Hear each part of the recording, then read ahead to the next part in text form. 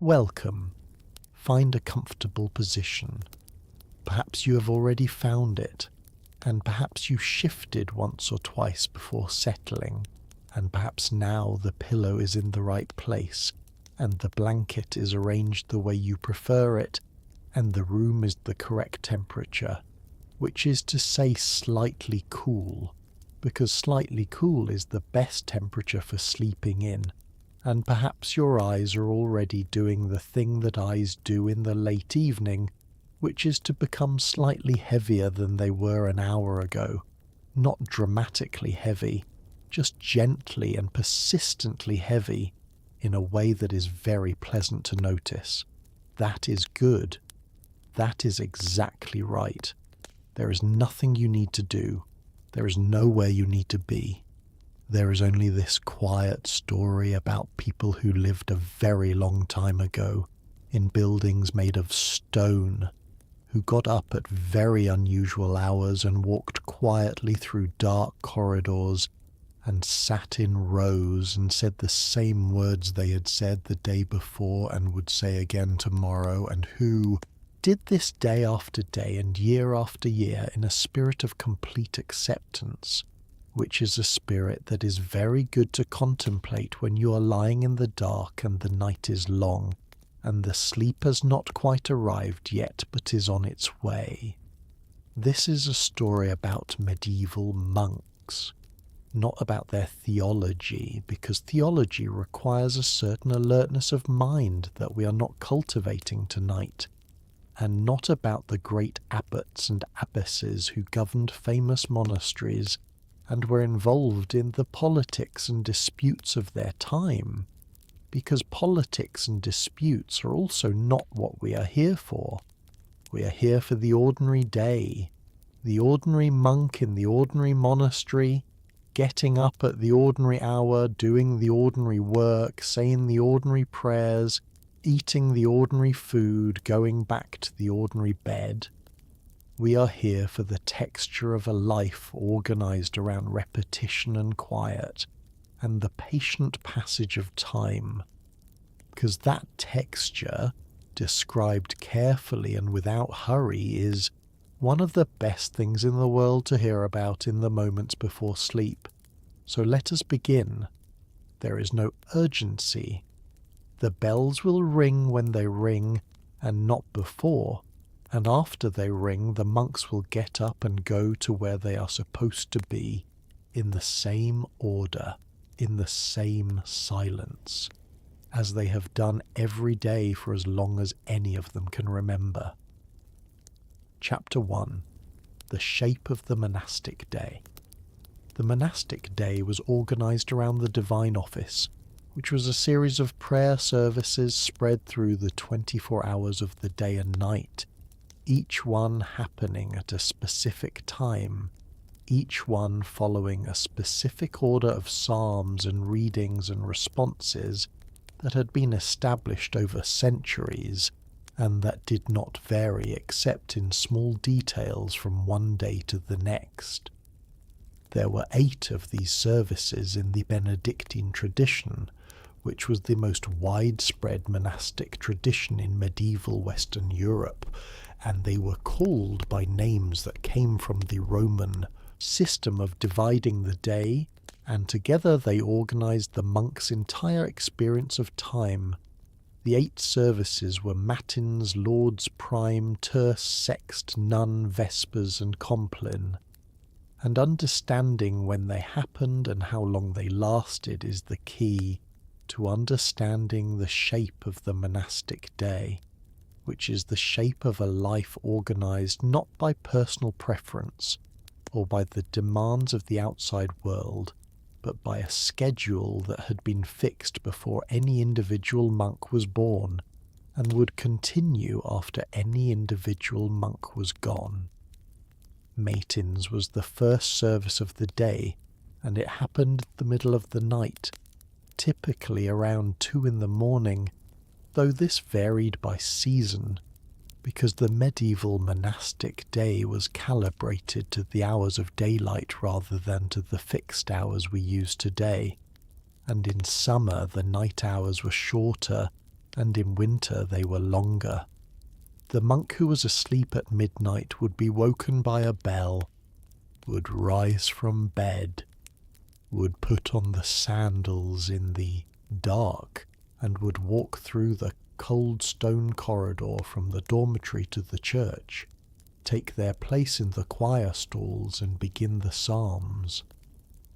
Lauds followed matins with little pause, particularly in the winter, because Lauds was supposed to begin at dawn, and in winter dawn followed not long after 2 in the morning when matins began, and in summer they were separated by a period in which the monks might return to the dormitory for a few more hours of sleep. After Lauds, the monks returned to the dormitory if it was still before daylight, or began the day if the sun was already up. Prime was the service at the first hour of daylight, roughly 6 in the morning by modern reckoning, and it marked the formal beginning of the working day. After prime came the chapter meeting, which was the daily assembly of the whole community to hear a reading from the Rule of St. Benedict, to hear the martyrology for the day, to receive any instructions from the abbot, and to discuss and deal with any matters relating to the governance of the community. The chapter meeting was one of the few times in the day when speech was permitted, and it served as the administrative heart of the monastic community. Terce, at the 3rd hour of the morning, was followed by the main daily Mass, which was the central act of the monastic liturgy. After Mass came the period of work, which lasted until Sext at midday. Sext was followed by the midday meal, which was the main meal of the day, eaten in the refectory in silence while one of the monks read aloud from a spiritual text. After the meal came a period of rest, and then none at the 9th hour, which in summer was in the early afternoon, and in winter might be earlier. After none came more work, then vespers in the evening, then the evening meal if there was one, which in many periods there was not, then complin, which was the final service of the day, after which the monks went directly to bed in the great silence that lasted until matins. This is the framework of the day: 8 services, 2 meals, or 1, depending on the season and the specific customs of the house, a period of work in the morning and another in the afternoon, reading, a chapter meeting, and sleep in 2 portions, one in the afternoon and one at night, or in one longer portion at night depending on the season. That is the day. Tomorrow it will be exactly the same. The day after tomorrow it will be exactly the same bells in the same sequence ringing at the same hours, calling the same people to the same places to say the same words. It is, in its own way, a very restful thing to contemplate. Chapter 2. The Dormitory and the Bell. The dormitory was a long room, typically on the upper floor of the eastern range of the cloister, directly connected to the church by a stair called the night stairs, so that the monks could descend from their beds directly into the church for the night office without having to go through the cloister in the cold and the dark. The dormitory contained a row of beds along each wall, simple beds with straw or flock mattresses and wool blankets, each one separated from the next by a low partition that gave a degree of privacy without creating the feeling of individual rooms, which was contrary to the spirit of the common life. The monks slept in their habits. This was the rule's requirement, and it was practical as well as spiritual, because a monk who slept in his habit was already partially dressed when the bell rang for matins, and the time between the ringing of the bell and the need to be in the choir stalls was not generous. The habit was a woolen garment, heavy enough to be warm in the unheated dormitory, and sleeping in it was not dramatically different from sleeping in the robes and blankets that medieval people who were not monks also slept in, because the medieval bed was in general a more fully clothed environment than the modern one.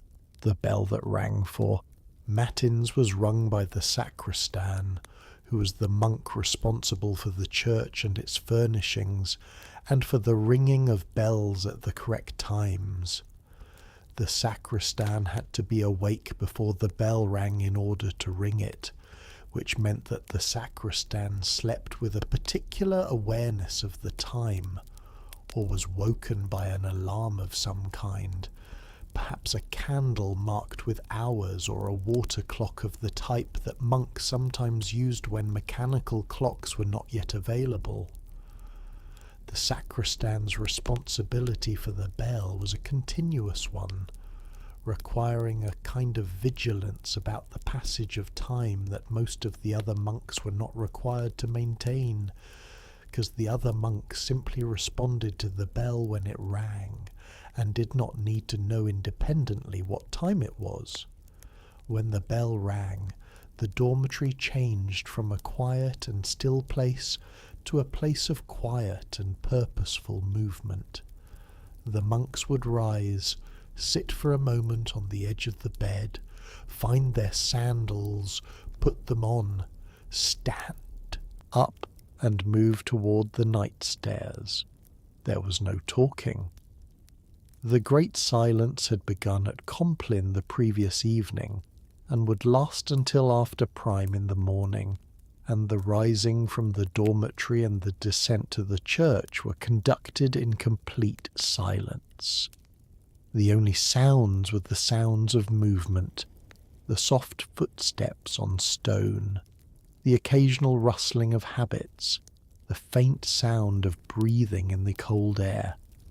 The descent down the night stairs and into the church would bring the monks into a space that was dark except for the candles that had been prepared by the sacristan, burning in the choir stalls and before the altar, giving enough light to see the pages of the books from which the psalms would be chanted, but not enough to make the church feel bright or warm. In winter, the church was cold with the kind of cold that stone buildings hold, a cold that has been accumulating since the previous heating of the space, and that the small warmth of candles and human bodies does not significantly reduce. The monks would take their places in the choir stalls, the two rows facing each other across the choir, and the service would begin.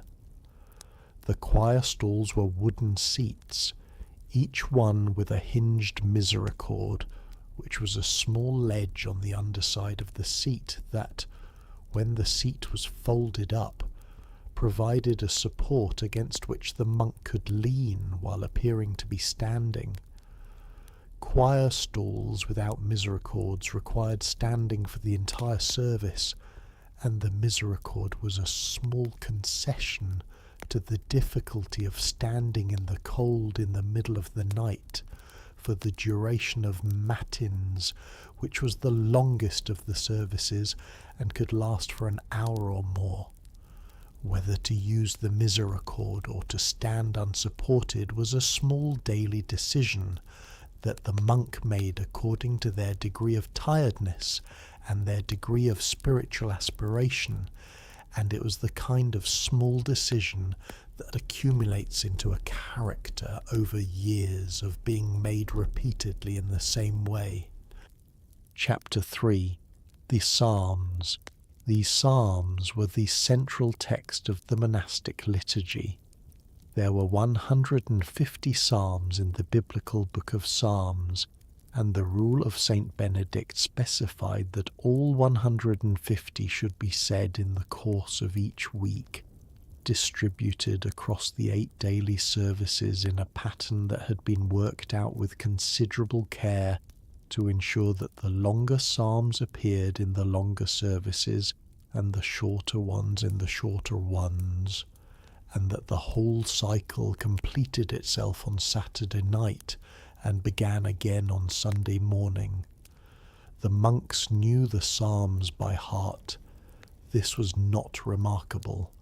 A monk who had been in the monastery for several years and who had said all 150 psalms in their appointed order every week for those years had heard each psalm dozens of times, and most of them hundreds of times, and the texts had passed from the page and the ear into the memory in the way that any frequently repeated text passes into memory.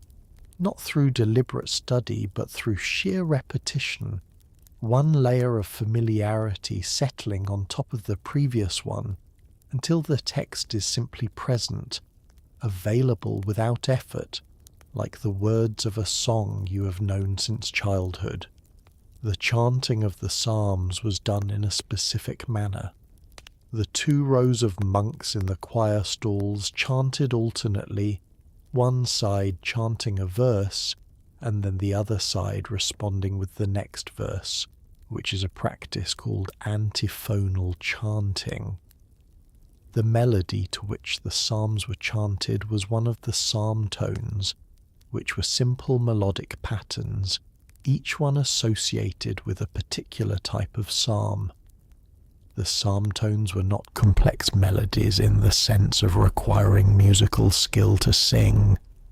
They were patterns, simple enough that a person with no particular musical training could learn them and maintain them through the long repetitions of the daily office without losing the thread or producing something that sounded wrong. The sound of psalms being chanted in antiphonal style in a stone church is a particular sound. The stone amplifies and extends the voices, and the alternation of the 2 sides creates a kind of rhythmic conversation between left and right, each side receiving the other's phrase and answering it, the whole producing something that is at once communal and impersonal, many individual voices contributing to a sound that belongs to none of them individually. The monks who had been in the monastery longest and who had chanted the psalms most times were often the steadiest contributors to this sound, their voices confident without being prominent, settled into the familiar patterns in a way that the newer monks had not yet achieved. There were days when the chanting was not perfect.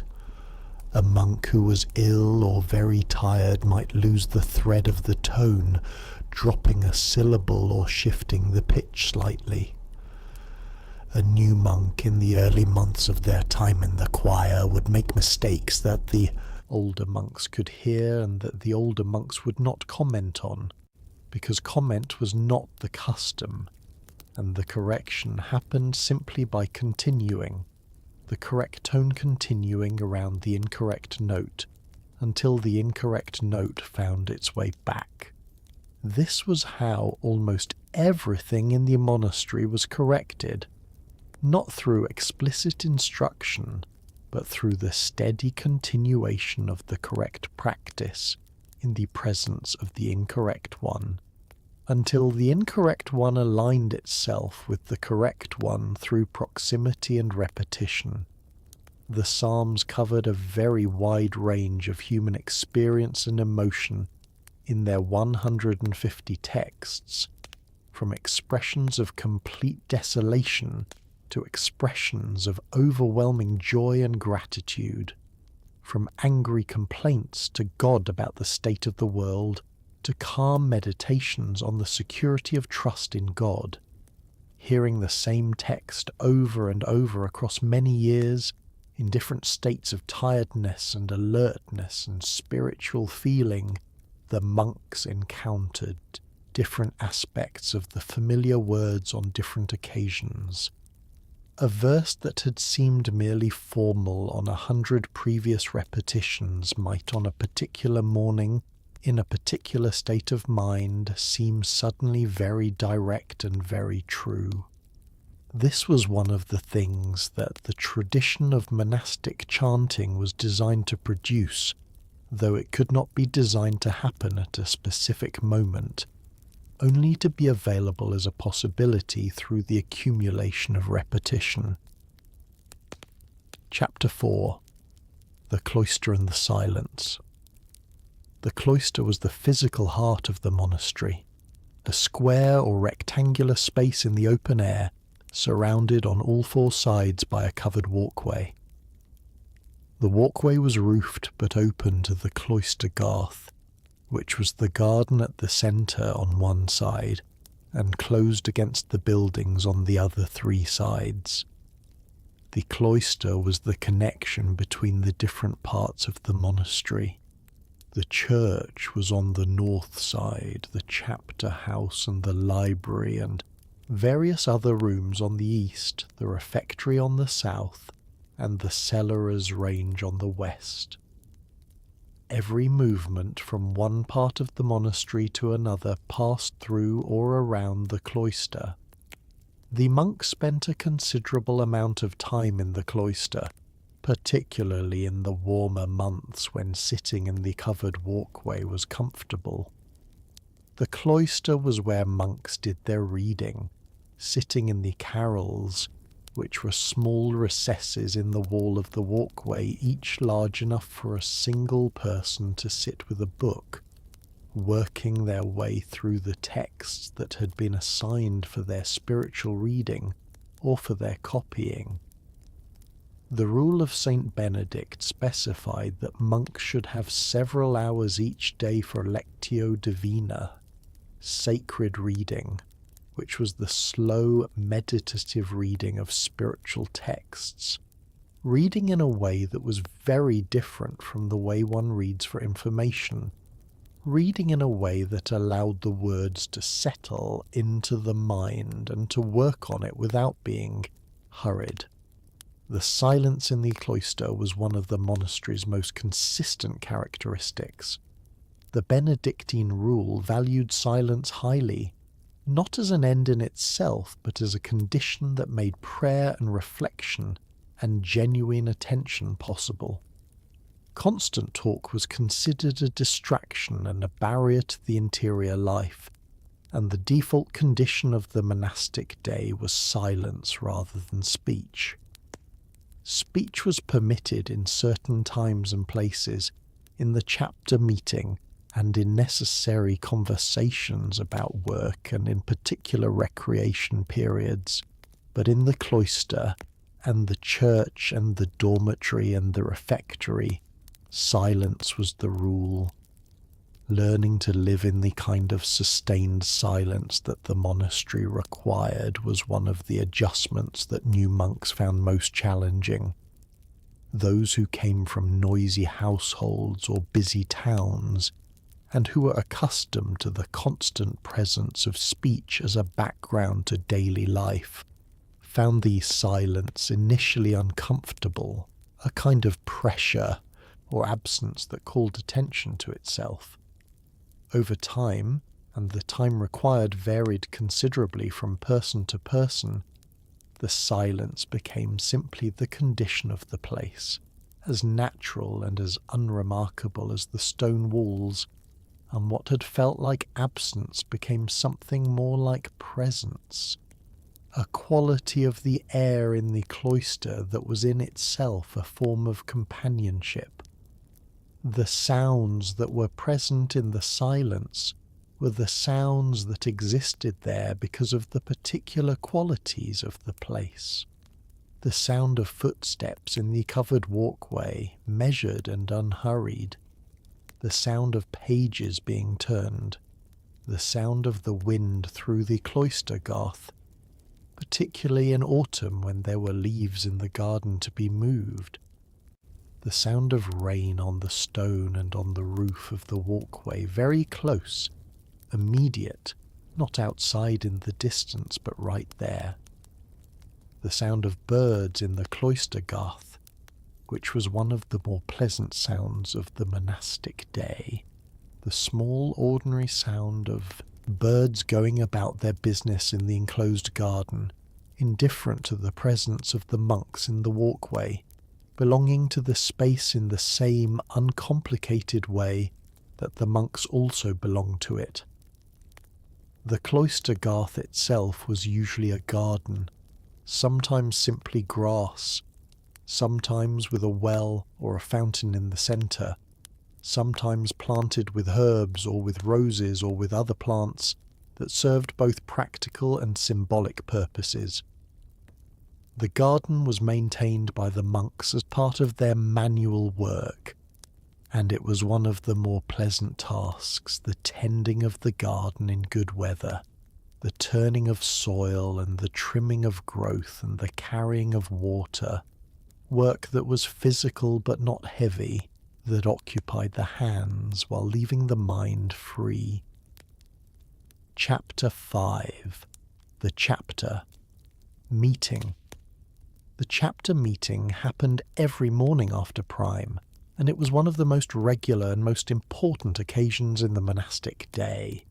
The monks assembled in the chapter house, which was a room specifically designed for this purpose, usually with stone benches along the walls where the monks sat in order of seniority.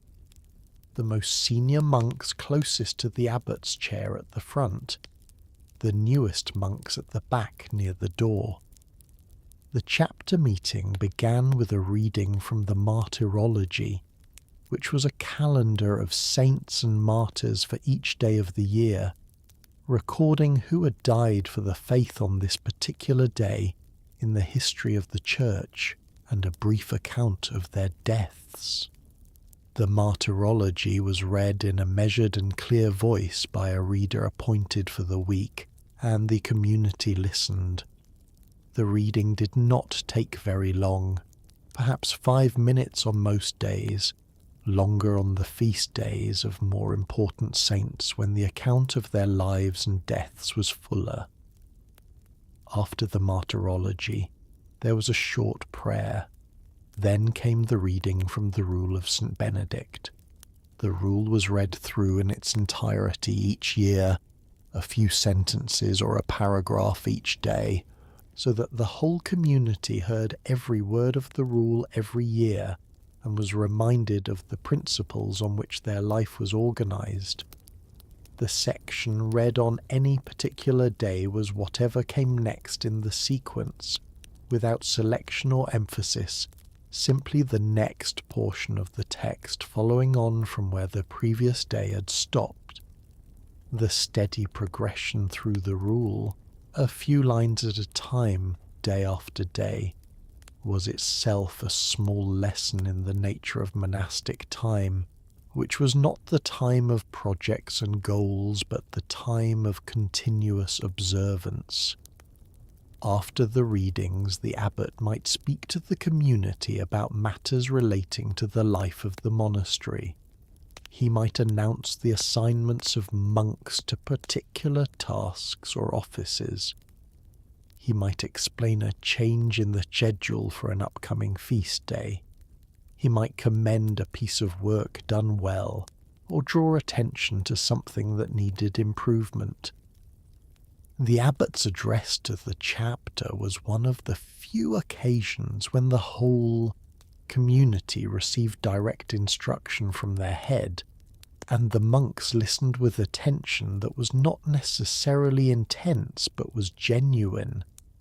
The attention of people who were present and responsive without being agitated. There was also in the chapter meeting a provision for the acknowledgement of faults, in which monks could acknowledge publicly any violations of the rule that they had committed. This practice required a certain humility and a willingness to be transparent about one's failures, which the rule valued highly. A monk who had arrived late to a service, or who had broken a tool, or who had spoken when silence was required, might acknowledge this in chapter. The acknowledgement was brief, a statement of what had been done wrong, followed by a request for correction. The abbot or the prior would determine the appropriate response, which might be a brief penance, or simply the acknowledgement that the fault had been noted. This public acknowledgement of small failures had a quality that is not immediately obvious from outside the tradition. It was not principally about shame or punishment. It was about transparency and about the maintenance of a shared standard that the whole community upheld together. By acknowledging a fault publicly, the monk who had failed was saying that they accepted the standard and recognized that they had fallen short of it, not that they were placing themselves outside it. The chapter meeting as a place of communal accountability was one of the mechanisms by which the monastic community maintained itself as a community, rather than simply a collection of individuals living in proximity. Chapter 6. The Work. The rule of Saint Benedict was very clear on the importance of manual work. Idleness, the rule said, is the enemy of the soul, and the daily schedule included several hours of work that was intended to occupy the hands and the body, while the mind was engaged in the background hum of prayer and spiritual attention that the monk was supposed to maintain throughout the day.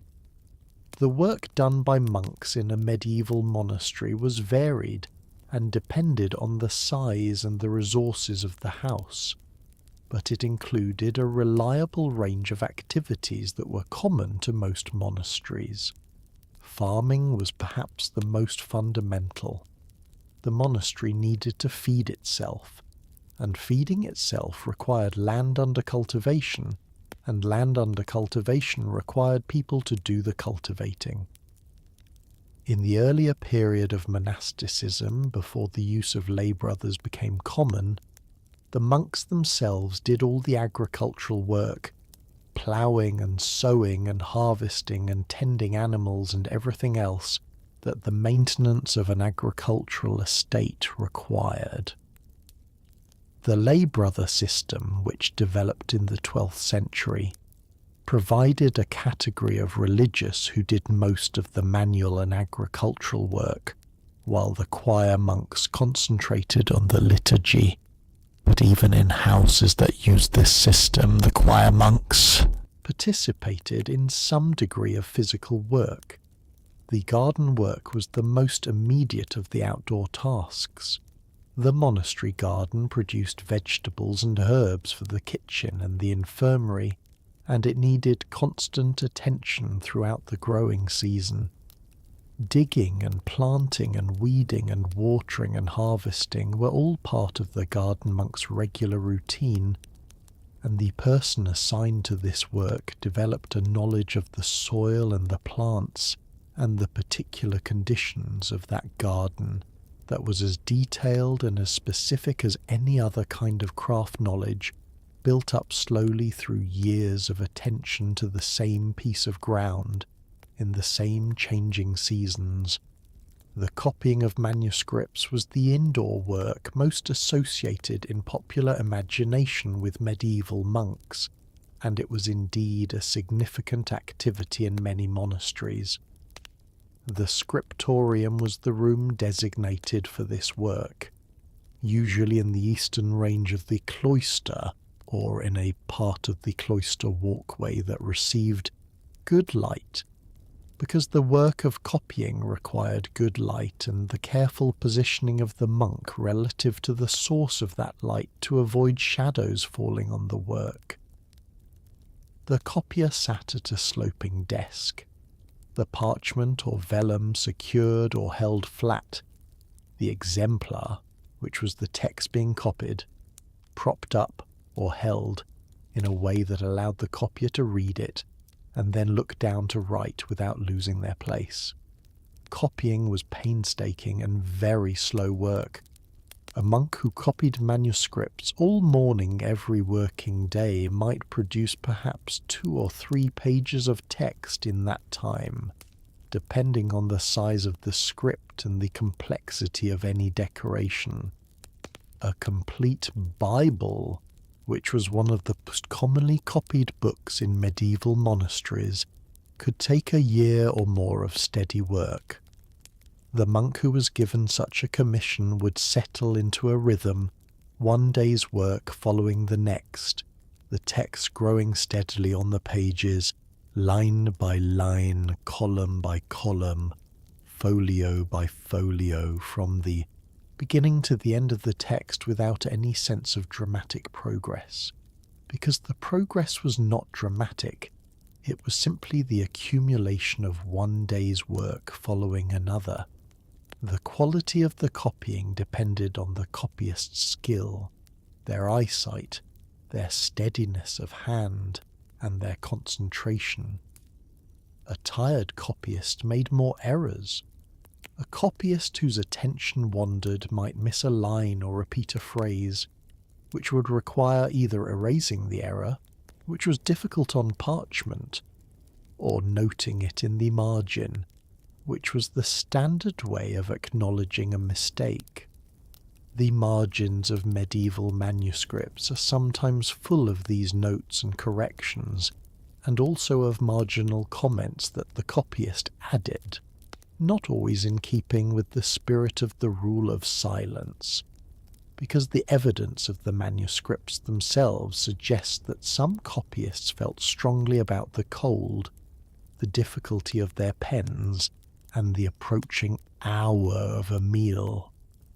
The infirmary had its own work, the care of the sick and the elderly members of the community, and the monk who served in the infirmary needed to have knowledge of basic medicine and herbalism, because the monastery was responsible for the health of its members, and the infirmarian was the person through whom that responsibility was discharged. The herb garden associated with the infirmary was maintained with particular care, because the herbs grown there were the medicines, and the infirmarian needed them to be of good quality and available in sufficient quantity. Growing, drying, storing, and preparing medicinal herbs was a continuous process that required attention across all the seasons. Chapter 7. The Refectory and the Meals. The refectory was the dining room of the monastery, a long room with tables arranged along its length, and a reading pulpit at one end from which a reader would read aloud throughout the meal. The reading during meals was one of the most characteristic practices of Benedictine monasticism, and one that shaped the experience of eating in a way that has no very close equivalent in ordinary life today. The monks ate in silence while listening to a text, and the combination of the physical act of eating and the intellectual act of listening to a carefully chosen spiritual or historical text created a particular kind of experience that the monastery considered superior to eating accompanied by conversation. The reader for the week was appointed at the beginning of the week and had the responsibility of reading clearly and accurately throughout the week's meals.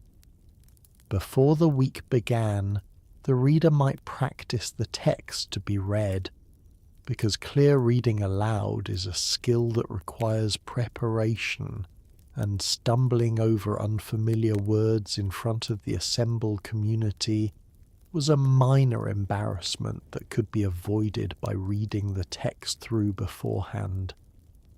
The reader had their own small table near the pulpit and ate their meal after the main meal was finished, or sometimes received a small amount of food before reading began to prevent the distraction of great hunger during the reading.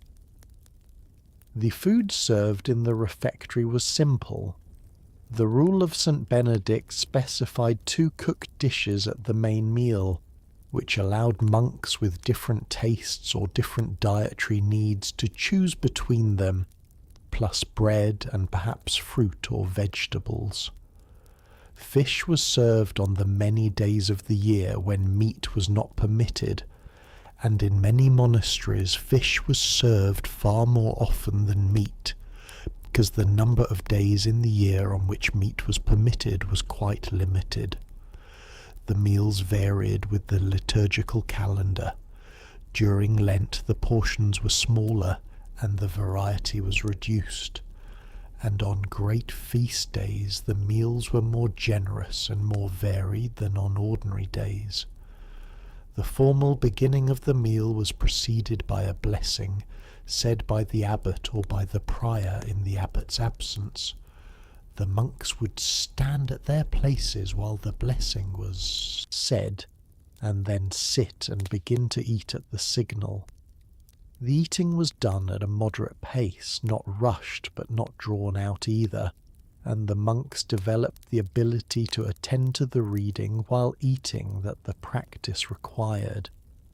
Not deeply attending in the way of someone sitting in a chair with nothing else to do, but attending in the background way of someone who is occupied with a task, but who is also absorbing what is being said, the words and the ideas settling into the mind at a level below the immediate focus of attention. The washing of hands before the meal was a formal practice that had its own small ritual.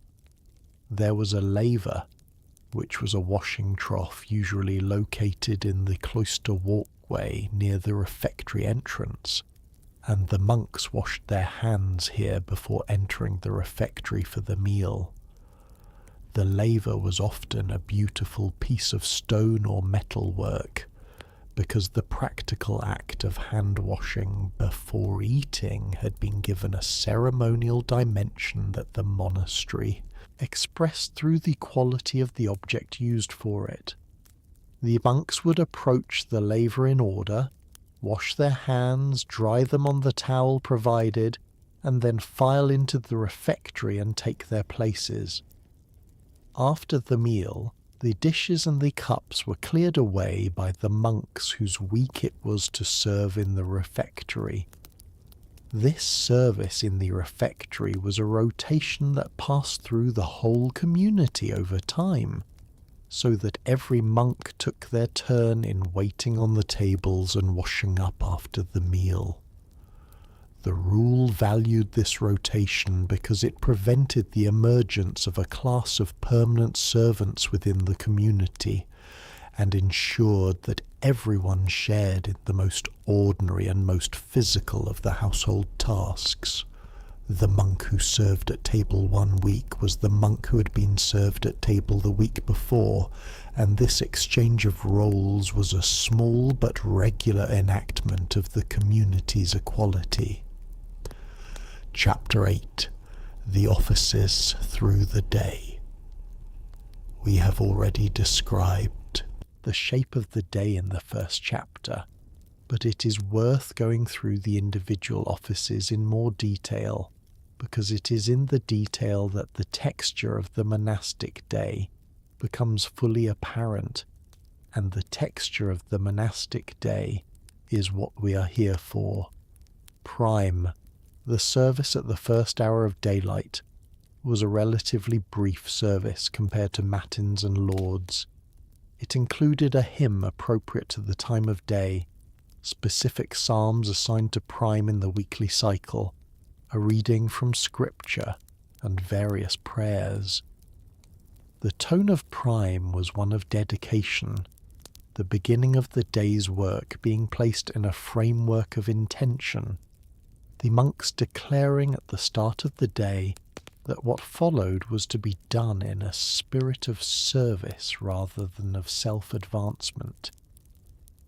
Whether the individual monk felt this spirit keenly on any particular morning was less important than the performance of the dedication itself, because the rule understood that feeling and intention did not always coincide, and that the practice of the form was valuable even when the inner disposition lagged behind it.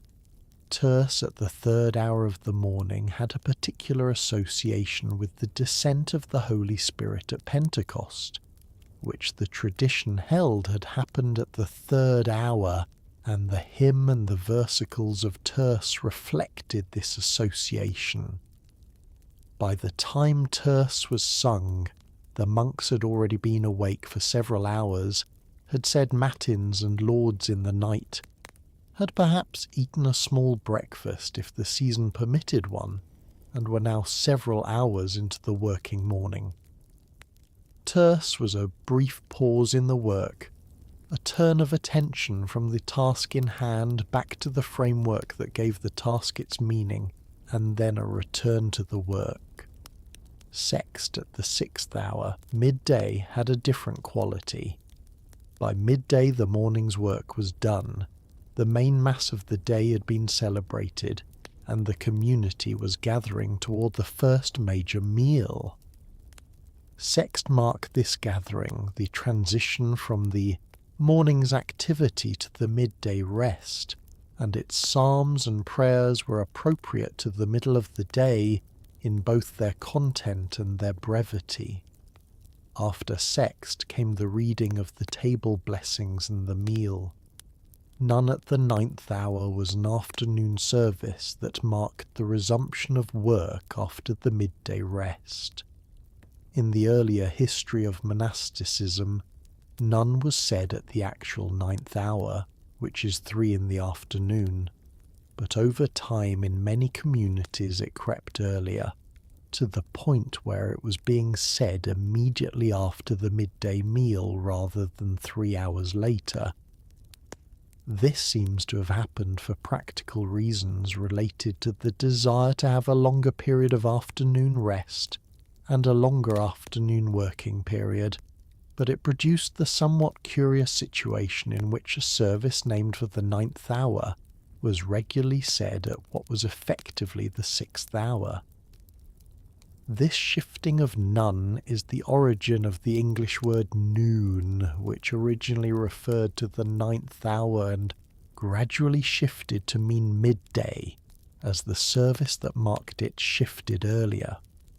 This piece of etymological information is of the type that is interesting for approximately 30 seconds, and then becomes simply another piece of information that has settled quietly into the mind without requiring anything further. Vespers in the evening was one of the 2 most important services of the day, along with lauds in the morning. It was longer and more elaborate than the daytime hours, with more psalms and more ceremony, and it marked the end of the working day and the beginning of the evening. The monks who had been working since prime gathered again in the choir stalls, and in the fading light of the later afternoon or the lamplight of the early evening, depending on the season, chanted the familiar verses of Vespers in the same 2-sided alternating pattern that they had used for every other service of the day. Compline, the final service before bed, was brief and very consistent. The same psalms were said every night, the same responses were made, the same final prayers were offered, and at the end of Compline the great silence descended, and the monks went directly to the dormitory and to bed, carrying no lamp, because the custom was to go to bed in the dark after Compline, the darkness of the dormitory being part of the transition from the wakefulness of the evening to the sleep of the night. The hymns sung at Compline had a particular quality of finality, a sound that marked the definitive end of the spoken and sung portion of the day and the beginning of the silence of sleep. Chapter 9. The Calendar of Feasts. The monastic year was not entirely uniform. While the daily schedule was consistent in its structure, the content of the offices varied according to the liturgical calendar. which divided the year into seasons and feasts and ordinary time, each with its own character and its own particular texts and ceremonies. Understanding the calendar was part of the monk's formation, and the sacristan, whose job it was to ensure that the correct antiphons and readings were set out for each day, needed a thorough knowledge of the calendar and its many provisions. The church year began not on January 1st, but with Advent, which was the 4-week period of preparation before Christmas. Advent had a penitential character, similar in some ways to Lent, with a reduction in the elaborateness of the liturgy and an emphasis on waiting and anticipation. The monks who experienced Advent in the monastery experienced it as a change in the texture of the daily services, the hymns shifting to the particular melodies associated with Advent, the readings in the night office moving to the texts of the prophets, the whole atmosphere of the liturgy reflecting a quality of expectation that the season expressed. Christmas was a great feast, one of the most important of the year, and the liturgy of Christmas was correspondingly elaborate. 3 masses were celebrated on Christmas Day itself, one at midnight, one at dawn, and one later in the morning, each with its own particular texts. The night mass, sung in the dark and cold of the church at midnight, had a quality that even monks who had experienced it many times found striking. The familiar texts of the Nativity taking on a particular immediacy in the context of the darkness and the cold, and the gathered community and the candlelight. After Christmas came the Christmas season, which lasted until Epiphany, and then the weeks of ordinary time between Epiphany and the beginning of Lent. These weeks of ordinary time had none of the particular intensity of the great seasons, and the liturgy during them was the standard weekly round of psalms and ordinary ferial texts, the same structure as always, but without the extra ceremony of the major feasts. In some ways, the ordinary time was the most representative of the monastic year, the weeks of plain and unremarkable liturgy that made up the largest portion of the calendar, and that were in some respects the truest expression of what monastic life was. Not a succession of spiritual heights, but a steady and patient practice maintained through the long stretches of ordinary time between them. Lent began on Ash Wednesday and lasted 40 days, not counting Sundays, until Holy Week and Easter. Lent was the most penitential season of the year, with additional fasts, additional readings, a reduction in the variety and quantity of food, and a general intensification of the interior discipline that the monastery required year-round. The monks read more, slept slightly less, and reduced the ordinary recreations that Lenten regulations restricted. The 40 days of Lent had a quality of deliberate difficulty that was understood as a participation in the 40 days that Christ had spent in the desert, and the monks who lived through it year after year developed a relationship with the Lenten season that was not necessarily comfortable but was familiar. The familiar difficulty of a known path taken for a known purpose. Holy Week was the most liturgically dense period of the entire year. The ceremonies of Palm Sunday, Maundy Thursday, Good Friday and Holy Saturday were elaborate, and each had its own particular rite. The washing of feet on Maundy Thursday, when the abbot washed the feet of all the monks in imitation of Christ, washing the feet of the disciples, was one of the most memorable ceremonies of the year, and it was attended to with great care.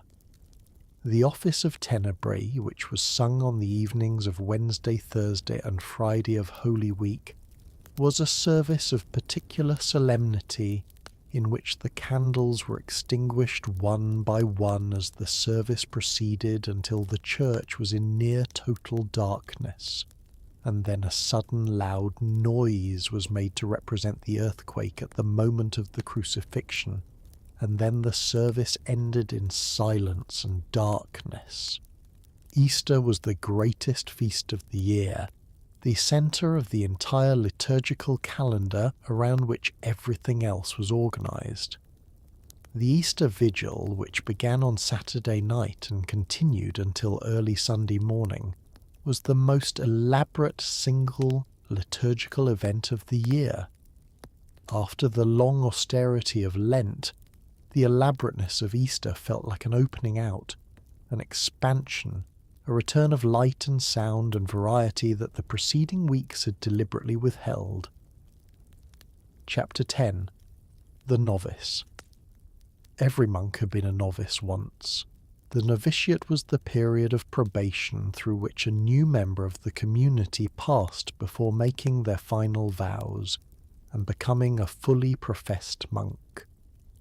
The length of the novitiate was specified by the rule as 1 year, though in practice it was sometimes longer and in some periods and traditions considerably shorter. During the novitiate, the novice wore a habit that distinguished them from the professed monks, lived under the supervision of the novice master, and participated in the life of the community in all the ways that the professed monks participated, but without yet having made the binding commitment that profession entailed. The novice master was an experienced monk of proven stability and wisdom, who was given the responsibility of introducing the new members to the life of the monastery and helping them discern whether the life was suitable for them and they for it. This was a careful and patient work, because the monastic vocation, if it was genuine, needed to be tested and confirmed, and the testing required time and attention. The novice master would speak with each novice regularly, observing their progress, their struggles, their dispositions toward the different aspects of the life, and guiding them toward the self-knowledge that would allow them to make their vows with genuine understanding. The novice arrived typically with a set of expectations about what the monastic life would be like, derived from whatever had led them to seek it, whether that was the example of someone they admired, or a desire for a life of prayer, or a sense that they were called to it, or simply an inability to imagine being content with any other arrangement. Whatever their expectations, the reality of the life as it was actually lived would differ from them in various ways, some disappointing and some unexpectedly satisfying. The novice master's task was partly to help the novice navigate this discrepancy, holding the disappointments in perspective and acknowledging the unexpected satisfactions without overemphasizing them. The first weeks were often the hardest. The hours were unusual by any standard, particularly matins in the middle of the night, which was simply not something that any amount of prior spiritual preparation made immediately natural. The silence was unusual. The lack of privacy was unusual. The absence of the ordinary social interactions of lay life, the gossip and the small talk and the casual conversation that fills the air of most human environments, was noticed immediately and felt as an absence before it came to feel like a presence. The food was plain. The bed was plain. The cell or the dormitory space was small and bare. But alongside the difficulties was the fact of the community, the presence of other people who had also chosen this life and who were living it with the steadiness that the novice could observe and take orientation from. The older monks, by simply being present and going about their work and their prayer without apparent distress, demonstrated that the life was livable, that the early morning was survivable, that the silence was not oppressive to a person who had had time to become accustomed to it. This demonstration was made not through words but through presence, the older monk simply being there and continuing day after day, which was in its own way the most convincing possible argument for the sustainability of the life. Chapter 11. The Abbot. The abbot was the head of the monastic community, elected by the monks and holding office for life. The rule of St. Benedict described the abbot as holding the place of Christ in the monastery, which was a description of enormous responsibility rather than of honour, since it meant that the abbot was accountable for the spiritual welfare of every soul in the community. The abbot was supposed to govern the monastery with wisdom and justice and compassion, to be severe with the vices and gentle with the person, to adapt the approach to the individual monk rather than applying a single method to all. The abbot's day was shaped by the same framework of offices and work as the day of any other monk in the community, because the rule specified that the abbot was subject to the same rule as everyone else, and that no exemptions were to be made for the office. In practice, the administrative demands of running a large monastic estate meant that the abbot spent considerable time in business that the ordinary monk was not involved in, receiving visitors, conducting correspondence, managing the monastery's relations with its tenants and patrons and neighbours, and handling the legal and financial matters that the monastery's position as a landowner generated. The abbot also presided at chapter meetings, gave sermons to the community on appropriate occasions, performed the ceremonial functions associated with the abbot's office in the liturgy, and made the many small decisions about the life of the community that the rule placed in the abbot's hands.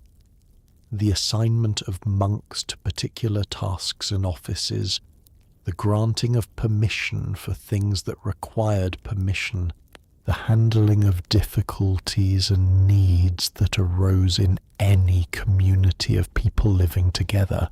All of these fell to the abbot as a continuing stream of small responsibilities. The prior was the abbot's deputy, and in the abbot's absence the prior governed the community in the abbot's place. The prior had many of the same administrative responsibilities as the abbot, and in large communities the prior was in practice the person who managed the day-to-day running of the house, while the abbot was occupied with external matters. The relationship between the abbot and the prior required careful management, because two people with overlapping authority and different characters could easily find themselves in tension, and the rule's guidance on this point was clear. The prior was to obey the abbot in all things, and was not to consider themselves a separate authority, but an extension of the abbot's authority. Chapter 12. Reading and Study. The Benedictine tradition valued learning not as an end in itself, but as a support for the life of prayer, and for the understanding of the scriptures and the tradition that the monk was supposed to interiorize. The lectio divina that the rule prescribed was reading of a specific kind, slow and repetitive, dwelling on a text rather than moving quickly through it, allowing the words to accumulate meaning through unhurried contact rather than through rapid absorption. The books available in a medieval monastery depended on the size and the wealth and the age of the house. An old and wealthy monastery with a productive scriptorium might have hundreds of volumes, covering the whole range of material that medieval monastic culture valued. The Bible in various forms and commentaries on it, the writings of the Church Fathers, the rule and commentaries on it, liturgical books of all kinds, books of saints' lives, books of history, and sometimes books of natural philosophy or grammar or other more technical subjects. A small and poor house might have only the essential liturgical books, and perhaps a small collection of the most important theological texts. The care of the books was the responsibility of the librarian, who was typically one of the more scholarly and careful members of the community, a person who could be trusted to handle the books without damaging them, and who would keep track of which books were where and what condition they were in. Books were very valuable objects, representing enormous amounts of labour in their production, and they were treated accordingly. A monk who wished to borrow a book from the library would request it from the librarian, who would note the loan, and the book would be returned at a specified time, typically at the end of Lent, when there was an annual redistribution of books for the coming year. The annual distribution of books at the beginning of Lent was a formal ceremony in many monasteries. The previous year's books were collected, each monk returning what they had been given, and then the new books for the year were distributed by the librarian according to a judgment about what each monk should be reading.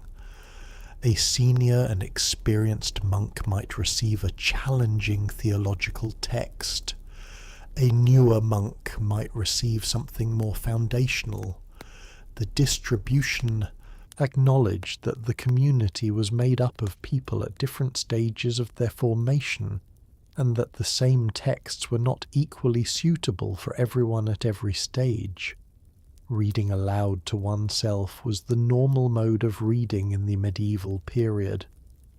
What we call silent reading, reading with the eyes only without moving the lips or producing any sound, was known in the medieval period but was considered unusual. The normal mode of reading involved the lips and the tongue as well as the eyes, producing a sub-vocal murmur that was the audible trace of the reading process. The sound of the cloister walkway during Lectio Divina in the afternoon was therefore not perfectly silent, but was filled with the low, continuous murmur of individual monks reading their individual texts, each at their own pace, in their own carol, in the particular absorption of someone who is giving their attention to a text that is both familiar and always capable of being more thoroughly understood. Chapter 13. The Seasons in the Monastery. The monastery existed within the natural world in a way that a modern institution does not, because there was no artificial lighting and no artificial heating of any significance, and the experience of the day and the year was therefore directly shaped by the light and the temperature that the season provided. A monk who had been in the same monastery for many years knew its seasonal variations thoroughly, the way the light fell in the cloister garth at each time of year, the way the cold moved into the stone of the church in autumn and sat there through the winter, the way the garden changed from the bare soil of early spring to the full growth of midsummer. The winters were the hardest. The church in winter was cold with a cold that the candles of the night office barely touched, and standing in the choir stalls for matins and lauds in January was a physical endurance that the monks experienced with varying degrees of equanimity. The cold was simply part of the condition, not sought and not resented, but accepted as the condition of the season and of the building, one of the forms of difficulty that the monastic life involved, and that was not considered worth particular complaint. Some monasteries allowed the warming room, the only heated room apart from the kitchen, to be used during the coldest periods, and the monks would take their reading to the warming room during the periods of Lectio Divina in deep winter, sitting as close to the fire as their places allowed, and conducting their reading in slightly greater physical comfort than the cloister offered. Summer brought different challenges. The long days meant that matins came later in the night, which was some relief, but the heat could make sleep in the dormitory difficult, and the combination of the heavy wool habit and the warmth of the summer day made certain kinds of work uncomfortable. The garden was at its fullest and most demanding in summer, requiring daily attention to watering and weeding and harvesting, and the monks who worked in the garden did so in the warmth of the afternoon that the schedule placed them into. The summer schedule was different from the winter schedule in several ways. The hours adjusted to take account of the different length of the days, and the adjustment produced a summer rhythm that was familiar to monks who had experienced many summers in the monastery. But that could be confusing to a new novice who had learned one set of hours and was now told that different hours applied. Autumn was perhaps the most beautiful season in the cloister garth, with the plants turning and the quality of the light changing, and the air having the particular quality of cool clarity that follows the heat of summer. The harvest work fell in autumn, and the monastery participated in the rhythm of the agricultural year through the intensified work of bringing in what the fields and the garden had produced. The autumn also brought the first cold evenings, the first occasions when a fire in the warming room seemed like a genuine comfort, rather than merely a theoretical one, and the first mornings when the walk from the dormitory to the church in the dark held the particular chill of the turning season. Spring was a release, a return of light and warmth that the monastery experienced with particular gratitude after the long cold of winter. The garden came to life again, requiring the particular attentiveness of the early planting season, and the liturgical calendar was moving through Lent toward the great celebration of Easter, so that the return of natural light and warmth coincided with the liturgical movement toward the central feast.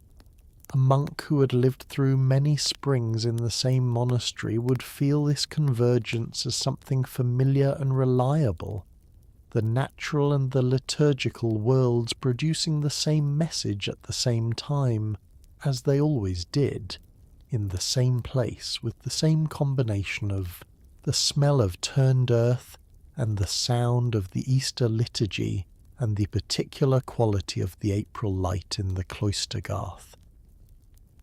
Chapter 14. The Infirmary. Every monastery had an infirmary, which was a separate building or a separate wing of the main complex where monks who were ill or elderly were cared for. The infirmary had its own rules, which were somewhat relaxed compared to the rules of the main house. The sick and the elderly were permitted meat on certain days when the rule prohibited it for the healthy community, because their condition required the additional nourishment. They were not required to attend all the offices if their health did not permit it. They were permitted more warmth and more rest than the regular schedule allowed. The infirmary was in some ways a gentler version of the monastery, the same framework of prayer and community life, but adapted to the reduced capacity of people whose bodies were no longer equal to the full demands of the observance. The infirmarian was the monk responsible for the care of the sick, and this was a role that required practical medical knowledge as well as spiritual qualities. The medical knowledge available in a medieval monastery was the best available at the time, which included a mixture of classical learning derived from ancient Greek and Roman medical writers, who had been preserved and transmitted through monastery libraries, and practical empirical knowledge derived from observation and from the accumulated experience of treating illness with the herbs and other remedies that the monastic garden and the infirmarian's training provided. The herb garden of the infirmary was a significant resource, and the infirmarian's knowledge of it was practical and detailed. Which herbs were useful for which conditions, how they were to be prepared, in what quantities they were effective, when in the growing season they were most potent, how they should be dried and stored. These were things the infirmarian knew and applied with the steady competence of someone who had acquired a practical skill through years of practice. The preparation of a poultice or a tincture or a tea from the plants of the garden was a methodical process, each step following the previous in the established order, the result a simple physical remedy that was the best available and that was offered with care and with prayer. The care of the dying was one of the infirmarian's most important responsibilities. When a monk was near death, the community was called to gather around them, and the dying monk was anointed and commended to God in a set of prayers and ceremonies that the monastic tradition had developed over centuries for exactly this moment. The death of a member of the community was not a disruption of the life of the monastery, but was embedded in it, handled by the established rituals as naturally as anything else, the community's response to death being as organized and as well practiced as its response to any other event in the cycle of the day and the year. The monk who had lived and died in the monastery was buried in the monastic cemetery, the brothers praying at the grave and continuing to remember the departed in the Mass and in the office. The memory of the dead was maintained in the necrology, the Book of the Dead, which was read at chapter on the anniversary of each monk's death. Chapter 15, The Monastery and the World. Outside the monastery was enclosed, but it was not isolated. The world outside came to it in the form of guests, who arrived at the gatehouse and were received by the guest master, the monk whose particular responsibility it was to welcome visitors and to provide for their needs. The rule of St. Benedict was specific on the importance of hospitality. All guests were to be received as Christ, which was a formulation that made the reception of strangers a religious act rather than merely a social one.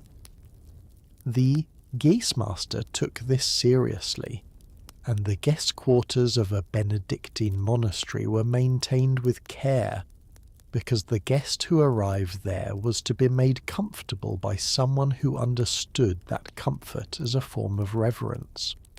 The guests who came to monasteries were various. Travellers needed lodging on the road, and monasteries offered reliable accommodation in an era when the quality of commercial lodging was variable and sometimes very poor. Pilgrims came to visit a monastery's relics, if it had them, and to pray at the shrines of saints. Nobles and their households came on visits of courtesy or business. Scholars came to consult the monastery's library. Merchants came to conduct transactions related to the monastery's land holdings and its commercial interests, and people came simply to retreat from the world for a period, to take advantage of the quiet and the prayer that the monastery offered, without necessarily intending to stay permanently. The guest master navigated all of these different kinds of visit with the same basic approach: reception with courtesy, provision of the necessities of food and lodging, a degree of participation in the life of the monastery, appropriate to the guest's interest and circumstances, and the maintenance of the boundary between the guest's quarters and the monastic enclosure. The guests did not generally have access to the monks' private spaces, the dormitory and the chapter house and the cloister proper, but they were welcome to attend the offices in the church from a designated area, and they ate in the guest house rather than in the monk's refectory, served by the guest master and his assistants. The monastery also had ongoing relations with the world outside through its land holdings, which in a large and established house might be considerable. The cellarer, who was the monk responsible for the material welfare of the community, managed these land holdings through a network of stewards and bailiffs who administered the individual properties and collected the rents and dues. The cellarer received regular reports from these agents, examined the accounts, made decisions about the management of the property, and reported to the abbot on the overall financial condition of the house. This administrative work was continuous, because land always produced questions and disputes and decisions, and the monastery that was also a significant landowner was a monastery that was always partly engaged with the practical business of the world. Chapter 16. The End of the Day. Let us return now to the end of the day, which is where we began and which is where we are arriving again, because the day in the monastery was circular in its structure, each ending connecting to the beginning of the next in the same way that the psalm cycled through their weekly round, and the calendar cycled through its annual round, and the lives of the monks cycled through the years of the same life until the life itself came to its end. Compline was said every evening, the same psalms every evening, the same responses, the same final blessing, and the same brief procession to the dormitory. The sacristan who rang the bell for Compline rang it at the same hour, and the sound of the bell in the evening was one of the most regular and most familiar sounds in the monastic day. The signal that the end had come, that the work of the day was finished, that the prayers of the evening had been said, that what remained was only sleep.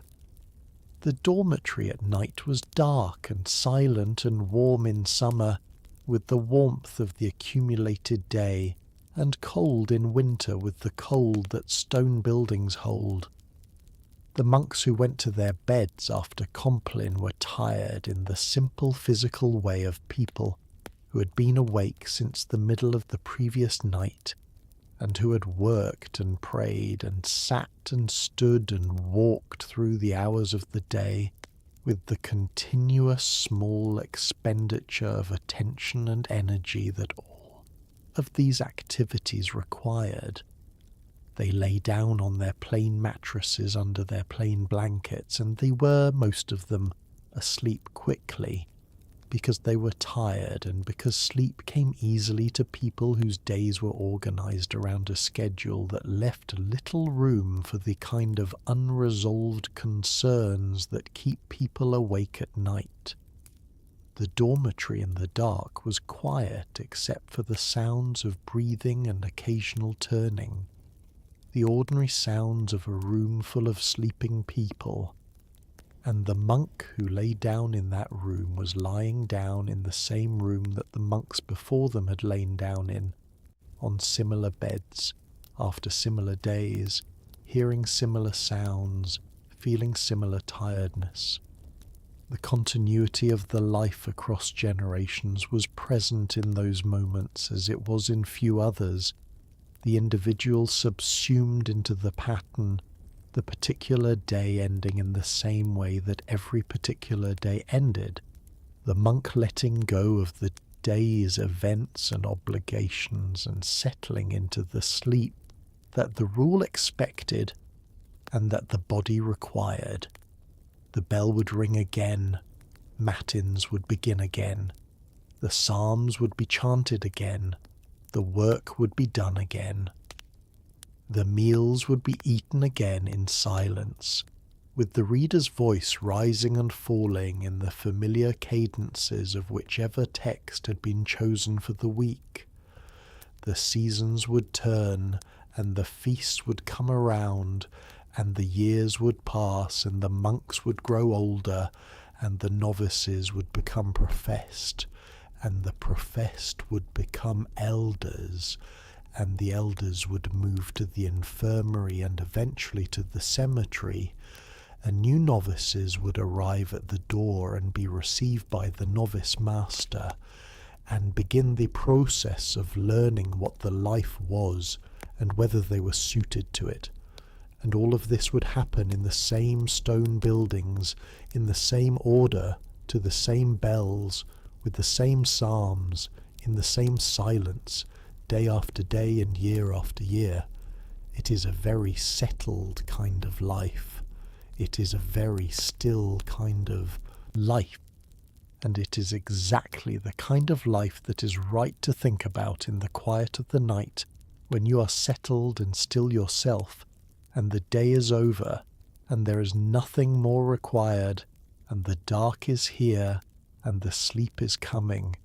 The bell is ringing, not for matins, not for another hour, just the last small sound of the day, the sound that says everything is finished and it is time to rest, and you may close your eyes now, and you may let the day go, and you may sleep, because the sleep is waiting, and it requires nothing of you except that you stop resisting it.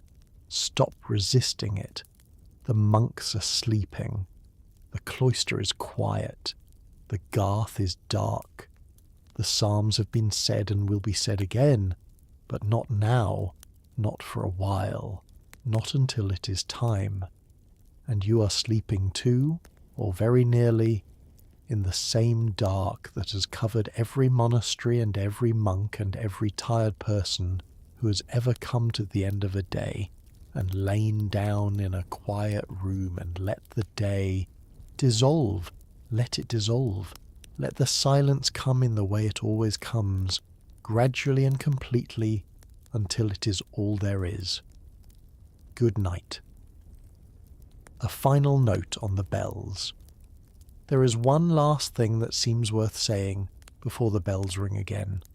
The bells of a medieval monastery rang at intervals through the day and through the night, and the monks who lived within hearing of those bells heard them so often and for so long that they ceased, in the ordinary way of things, to hear them as events. The bell rang, and the monk rose or turned or stopped what they were doing, not because they had consciously heard the bell and consciously decided to respond, but because the response had become part of them, learned into the body through years of repetition until it was automatic, as natural as breathing. This is what it means to live by a bell, not to be commanded by it or constrained by it, but to be synchronized with it, to have made the agreement with the bell that its sound and your response are one thing rather than two. The sound flowing into the movement without any gap between them, the way that a familiar melody flows into the humming of it without any conscious decision to hum. There is something in this that is very peaceful to contemplate. The synchronization, the agreement between the sound and the person, the way that a life organized around repeated signals at familiar intervals becomes, over time, a life in which the signals and the responses are simply the rhythm of the day, as natural as the rhythm of breathing, as reliable as the rhythm of the seasons turning. The bell rings, you breathe. The night is here, the day is over. You're synchronized with the dark, which is ringing its own bell, very quietly, saying that it is time, that it is ready, that everything is prepared and waiting, and you only need to arrive, which you're doing slowly, in the way that sleep always comes, not suddenly, but gradually, the wakefulness becoming thinner and the darkness becoming thicker until there is only the darkness and the breathing and the bells, very far away now, almost too far away to hear, almost, and then not. Good night. Extended reflections. Other kinds of monks.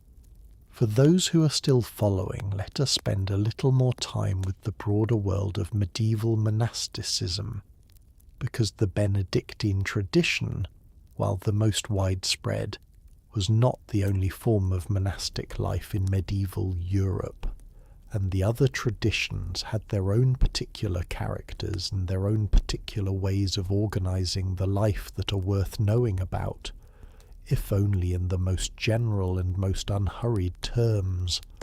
The Cistercians were a reform movement that emerged from the Benedictine tradition in the late 11th century, founded by monks who felt that Benedictine observance had become too comfortable and too elaborate, and who wished to return to a simpler and stricter interpretation of the rule.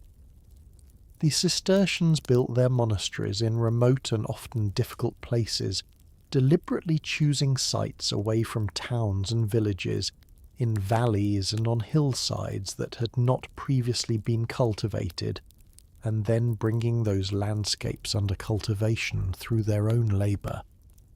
The Cistercian church was deliberately plain, without the elaborate decoration and the rich furnishings that many Benedictine churches had accumulated. The Cistercian liturgy was simplified and shortened compared to the Benedictine version, and the Cistercian day had more time for manual work and less time for the elaborate ceremonial that characterized many Benedictine houses. The Cistercian monk wore white, which is why they were called the White Monks, in contrast to the Black Monks, which was the informal name for the Benedictines who wore black. The whiteness of the Cistercian habit was connected to their theology of simplicity, and to their emphasis on beginning again from the beginning, uncontaminated by the accumulations that history had deposited on the older tradition. Whether the white habit was actually harder to keep clean than the black one is a question that the sources do not explicitly address, but that seems likely given the amount of agricultural and other manual work that Cistercian monks did.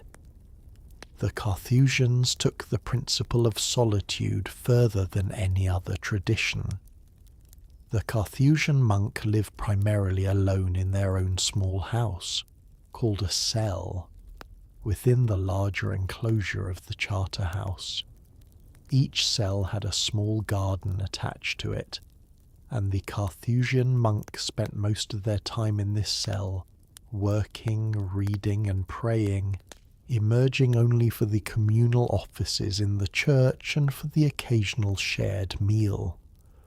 The Carthusian tradition prided itself on never having needed reform, the idea being that the strictness of the original observance had been maintained without relaxation, and that therefore reform had never become necessary.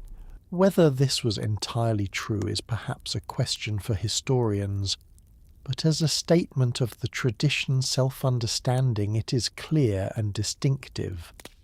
The mendicant orders, the Franciscans and the Dominicans, were a different kind of religious life altogether. Rather than living in an enclosed monastery apart from the world, the friars were supposed to move through the world, preaching and teaching and begging for their food rather than cultivating their own land. The Franciscan ideal was radical poverty, not just of the individual but of the community, owning nothing at all but receiving what was needed day by day as alms. The Dominican ideal was the combination of contemplation and active preaching, the studious life of the cloister being placed in the service of teaching the faith to the wider population. The life of a friar was in some ways less regular than the life of a monk, because the friars moved around rather than staying in one place, and movement made the regular adherence to a fixed schedule more difficult. The friars who were preaching in the market squares of European towns were not in their own choir stalls saying the office at the appointed hour, and the compromise between the ideal of regular prayer and the reality of an itinerant preaching life was managed differently by different individuals and at different periods. But the common life of the friary, when the friars were in their house, followed a pattern recognizably similar to the monastic pattern, with communal prayer and communal meals and communal work and the shared life that the rule of different orders prescribed. The monastery at night, one last time. It seems right to end as we have ended before, with the monastery at night, because the monastery at night is where all of this comes to rest, and we too are coming to rest, and there is a fitness in ending in the same place. The church is dark except for the lamp that burns before the altar, which burns all night every night as a sign of the continuous presence that the monastery maintains before God on behalf of the world. This is the lamp that does not go out, not for weather and not for the hour and not for the season, burning its small, steady light in the dark of the church while the monks sleep in the dormitory above and the stars move slowly outside in the larger dark beyond the walls. The cloister is empty, the walkway is quiet, the garth receives the night air and the starlight and is still. The small sounds of the building in the night, the settling of stones, the movement of air in the chimneys, the occasional sound of an owl somewhere in the darkness outside the walls, these are the sounds of this monastery at rest, and they are very gentle sounds, and they have been the sounds of this place for a very long time. Somewhere in the dormitory a monk turns in their sleep, another breathes very slowly, entirely gone into the deep sleep that comes after Compline when the body has been awake since the middle of the previous night and has spent its day in prayer and work and the careful maintenance of the regular life. The sleep of a tired monk in the cold dormitory of a medieval monastery is a very complete sleep, requiring no cultivation and resisting no interruption, simply occurring in the way that deep exhaustion produces deep rest. You are also resting now, or very nearly. The difference between nearly resting and resting is a very small difference, and it is a difference that resolves itself without effort, like the difference between nearly asleep and asleep, which is a distinction that disappears at the moment of crossing. You are crossing it now. The lamp burns in the dark church. The cloister is still. The monks are sleeping, and you are sleeping. The the bells are quiet. The psalms are finished for tonight.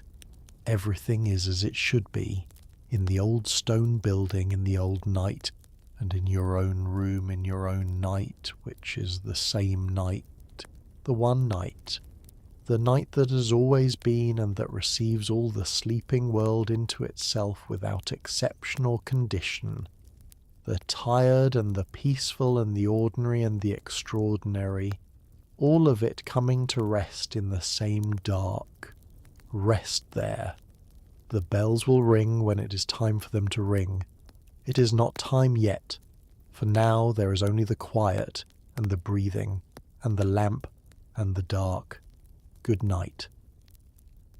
Chapter 17. The Sacristan. The sacristan was one of the most important of the monastic obedientiaries, which was the term for the monks who held specific offices and had specific responsibilities within the community. While most monks moved through their days following the regular pattern of prayer and work and rest, the obedientiaries had particular duties that shaped their days in additional ways, giving them a domain of responsibility that was theirs to manage and maintain. The sacristan's domain was the church and everything in it. The church was the monastery's most important building, and the sacristan was responsible for its physical care in ways that were both practical and ceremonial. On the practical side, the church needed to be kept clean, and this was done by the sacristan and any assistants assigned to the task, sweeping the stone floors, keeping the dust from accumulating on the altars and the furnishings, ensuring that the windows were in good repair and that no weather was getting in. This physical maintenance of the church was done with a particular care that went beyond ordinary cleaning, because the church was a sacred space, and its care was understood as a form of reverence. The candles were the sacristan's particular concern. The church used candles in large quantities for the daily offices and for the Mass and for the various other occasions when candles were appropriate, and the sacristan had to ensure that candles were always available, that they were of the right quality, that they were the right size for the candlesticks that held them, and that they were placed correctly before each service. The placing of candles in a medieval church was not arbitrary. Specific numbers of candles were prescribed for specific occasions, and the sacristan needed to know what was required and to produce it consistently. The vestments used in the Mass and in the other services were also the sacristan's responsibility, and the care of vestments required the same attention to detail as the care of the monastic wardrobe that we described in the chapter on royal palace servants, though applied here in a different context and with a different reverence. The vestments were of fine materials, embroidered and decorated, often representing the gifts of generations of patrons, and they needed to be cared for in ways that preserved them from damage while keeping them in the condition appropriate for sacred use.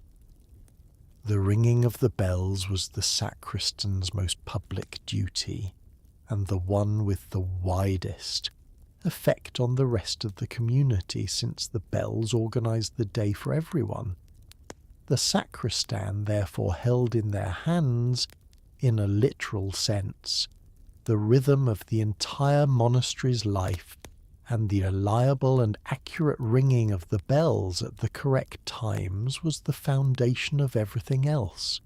A sacristan who rang the bells late disrupted the entire schedule. A sacristan who rang the correct bell but at the wrong hour created confusion. The responsibility was genuine and was taken seriously, and the sacristan who performed it well performed it invisibly, the bells simply ringing when they should ring as if by themselves. Chapter 18. The Cellarer. The Cellarer was perhaps the most worldly of the monastic officers, in the sense that the Cellarer's work involved the most direct and continuous engagement with the practical and material aspects of the monastery's existence. The Rule of St. Benedict devoted an entire chapter to the Cellarer, specifying the qualities required: wisdom, a mature character, sobriety, not a great eater, not proud, not excitable, not offensive, not slow, not wasteful, but God-fearing and like a father to the whole community. This list of qualities gives some idea of the temptations that the Cellarer's position presented, because the management of a large monastery's material resources offered opportunities for all the failures mentioned, and the rule was clearly aware of this. The Cellarer's responsibilities covered the supply and management of everything material that the monastery required. Food was the most immediate.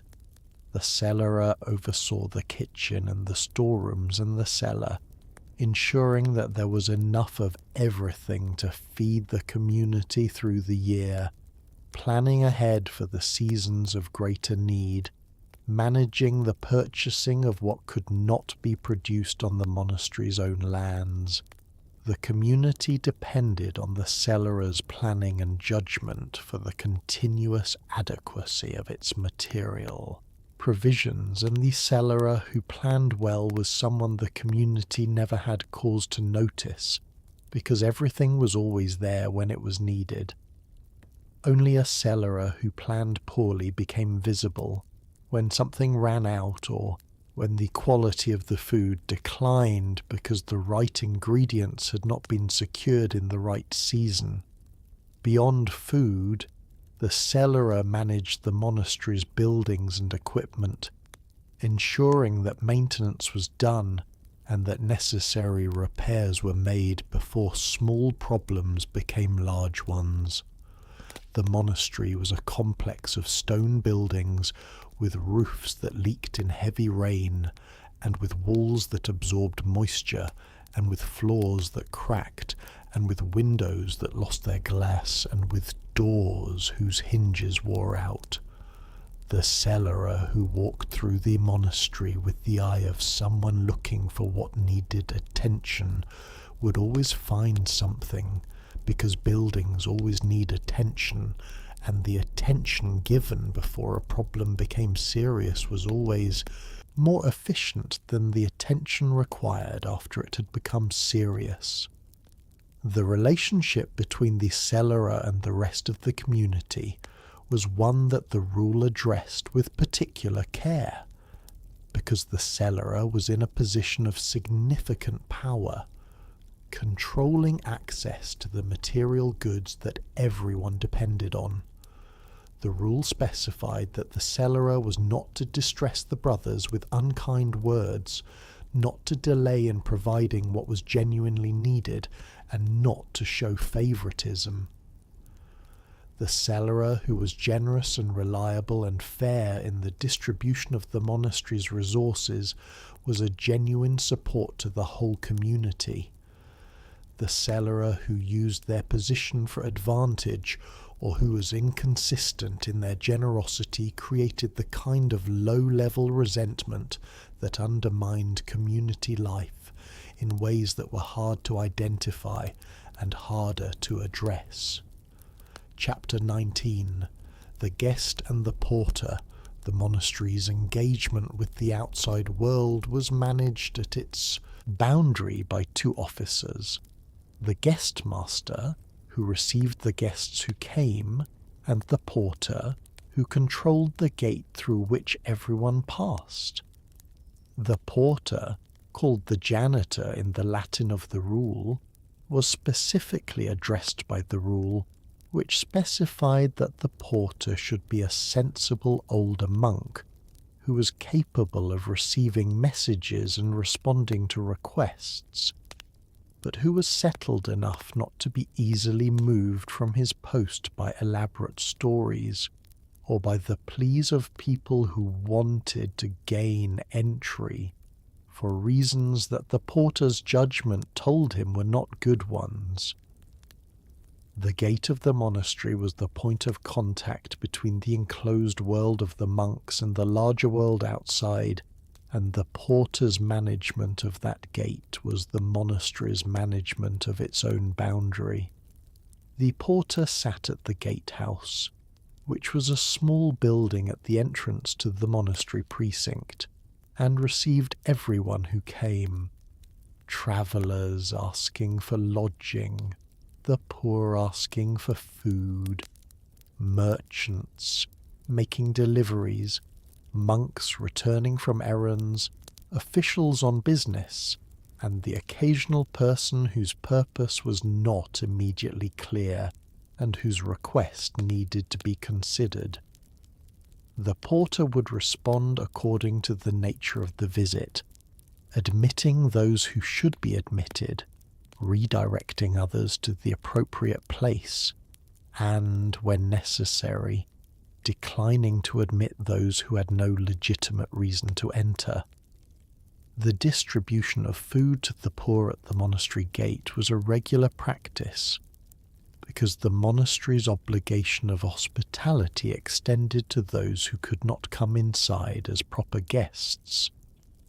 The almoner, who was another of the monastic officers, was responsible for managing this distribution, which happened at set times and followed a regular procedure.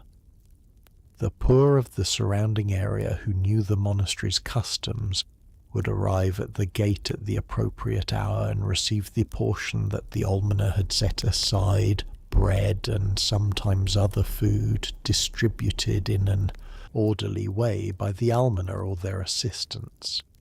This was one of the most direct expressions of the monastery's role in the surrounding community, the redistribution of some of the wealth that the monastery had accumulated back to the people who were most in need. Chapter 20. The Sound of the Monastery. We have been describing the monastery throughout this story, and we have mentioned sounds at various points, but it is worth spending a few moments specifically on the sound of the monastery as an environment, because the monastery as a sound environment was very different from almost any other place in the medieval world, and thinking carefully about that difference is a pleasant and settling thing to do. The primary quality of sound in the monastery was its organization. The sounds of the monastery were not random. They came in patterns and sequences that the monks who lived there knew as well as they knew the psalms, with the same quality of deep familiarity that makes a known thing feel like an extension of oneself rather than something external. The bell that rang for matins was not just a sound but a signal, and the response to it was not just a response but a movement that had been made hundreds of times and that required no thought, the body already in motion before the mind had consciously registered that the bell had rung. The chanting of the office was the most significant sound in the monastery, and it was a sound that was both continuous and varying, always the same in its structure, and always slightly different in its content as the psalms changed from day to day and from service to service. The monks who had been in the house longest contributed to this sound with the ease of long familiarity, their voices finding the right pitch and pace without effort, the body knowing the psalm tone as it knew anything that had been repeated deeply enough to become part of its own functioning. The sounds of work were different in quality from the sounds of prayer. Work sounds were more various and less organized, the particular sounds of each craft or task filling the space of the working periods with their own textures. The copying room, if there was a designated copying room, had the quiet and specific sound of quills on parchment, a soft scratching that was barely audible and that blended with the similarly quiet sounds of pages being turned. The kitchen had the sounds of food preparation, the rhythm of chopping and the scraping of pots and the sound of water being poured. The garden had outdoor sounds, the turning of soil and the movement of tools and the ambient sounds of the outdoors, bird song and wind and the various small sounds of growing things and weather. The silence between sounds was not empty. It was occupied by the breathing of the monks and by the sounds of the building, the small structural sounds that a large stone building makes as it adjusts to changes in temperature and as the weight of the centuries settles through it. Monks who had lived in the same building for many years knew its sounds as they knew their own breathing, and a sound that was slightly out of the ordinary, a creak from an unexpected direction, or a sound that had no obvious source, would register as something to be noted, not with alarm but with the calm attentiveness of someone who knows their environment well enough to notice when it departs from what is familiar. And then there was the silence itself, the deep silence of the great silence after Compline, which was the most complete silence of the day, the monastery settling into the quiet of the night with the same thoroughness with which the monks settled into their beds, everything that had been active becoming still, everything that had been making sounds falling quiet, the whole complex of buildings and lives and routines subsiding into the darkness and the stillness that held it, until the bell rang again. That silence is the silence you are in now, not the silence of a particular monastery in a particular century in a particular country, but the same quality of silence, the silence that follows the day and precedes the sleep, the silence that the monks knew, and that every person who has ever lain down in the dark at the end of a long day has known, the silence that is not the absence of sound but the presence of rest. You're in that silence now. You are settled in it. You belong in it. Let it hold you. The monastery is far away and long ago, but the silence is here, exactly now. Good night. Further reflections on the daily practice of routine. For those still with us, here are some additional thoughts on what it means to live inside a very fixed routine, the kind of routine that the monastery produced and maintained over centuries. These thoughts are offered without urgency, in the same spirit as everything before them. A routine, when it is new, requires attention. The new monk attending there first matins is aware of the cold and the dark and the sequence of psalms and the responses and the standing and the sitting and the kneeling and the particular way the two sides of the choir alternate.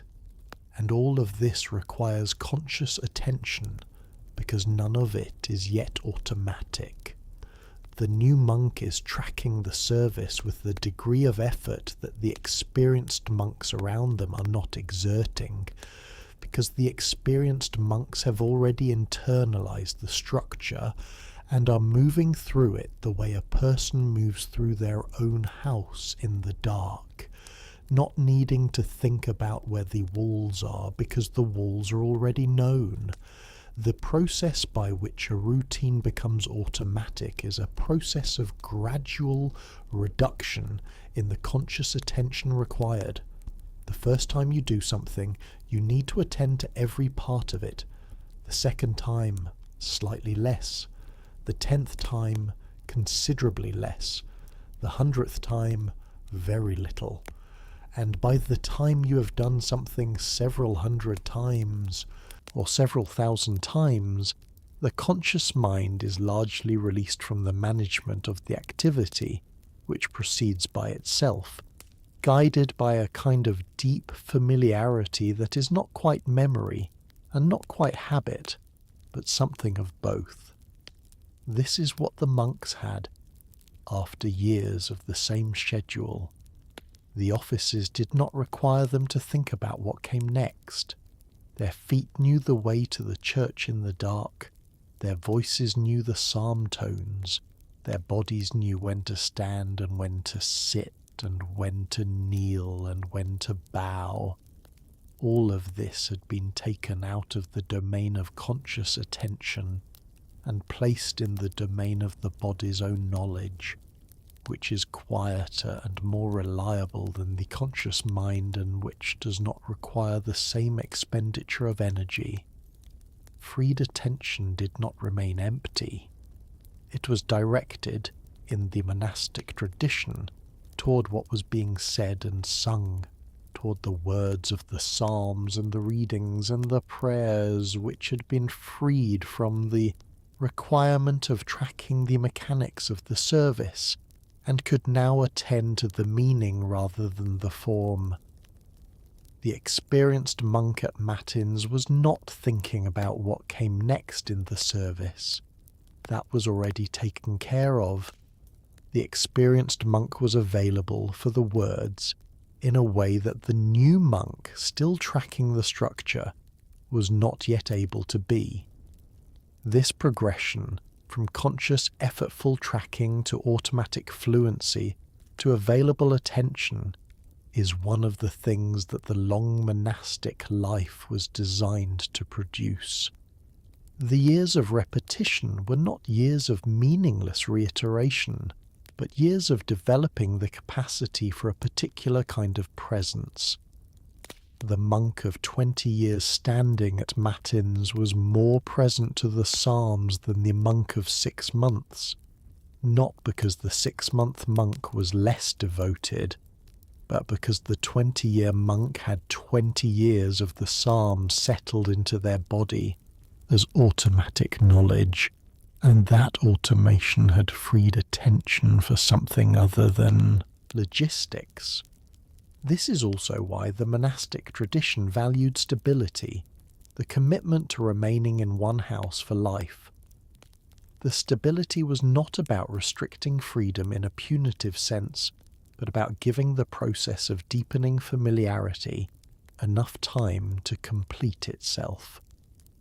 A monk who moved from monastery to monastery every few years would always be in the early stages of learning the particular customs and rhythms of the current house, and would never arrive at the deep fluency of someone who had been in the same place for decades. The stability was the condition that made the deepening possible, and now, having thought about all of this, and having arrived at the end of a long and unhurried account of a life organized around repetition and quiet, you're perhaps at the edge of the same kind of automatic ease that the experienced monk had, not with the psalms, but with this night, this darkness, this breathing, which you have been doing for a very long time, which your body knows completely, which requires no conscious attention from you at all. The breathing happens, the darkness holds, the sleep arrives. You do not need to manage any of it. It is all automatic. It is all taken care of. The monastery is sleeping. The cloister is still. The lamp burns in the dark church. The bell is quiet. The sleep is here. Good night. One more thing. The particular smell of a monastery. There is one more detail worth mentioning before we finally settle entirely into sleep, and it is a detail about smell, which is perhaps an unusual thing to mention in a story about a visual and auditory world, but which is in its own way the most immediate of the details, the one that would strike a visitor to a medieval monastery most directly and most lastingly. The monastery smelled of stone, primarily, not unpleasantly. The smell of old stone, damp and cool and slightly mineral, is not a bad smell. It is a stable smell, a smell that does not change from 1 hour to the next or from one season to the next. The smell of a material that has been in the same place for a very long time and that has no intention of changing. The church smelled most strongly of stone because it was the largest and the oldest and the least heated of the monastery's buildings, and its stone had been absorbing and releasing the small histories of its interior atmosphere for centuries. The church also smelled of beeswax, which was the smell of the candles that burned in it day and night, a sweet and slightly honey-like smell that accumulated over years of burning into the walls and the wooden furnishings and the textile hangings, so that even when no candles were currently burning, the smell remained. The history of all the candles that had ever burned here present in the air of the building as a kind of olfactory memory. Incense was used in the church at the Mass and on feast days, and the smell of incense, which is a complex and particular smell made of resins and wood, and the specific chemistry of burning in a specific way, also accumulated in the stone over years of use. A church that had been in use for centuries had the smell of all the incense that had ever been burned in it as part of its atmosphere, not overwhelming but present, part of what the church smelled like in the same way that the stone was part of what it looked like.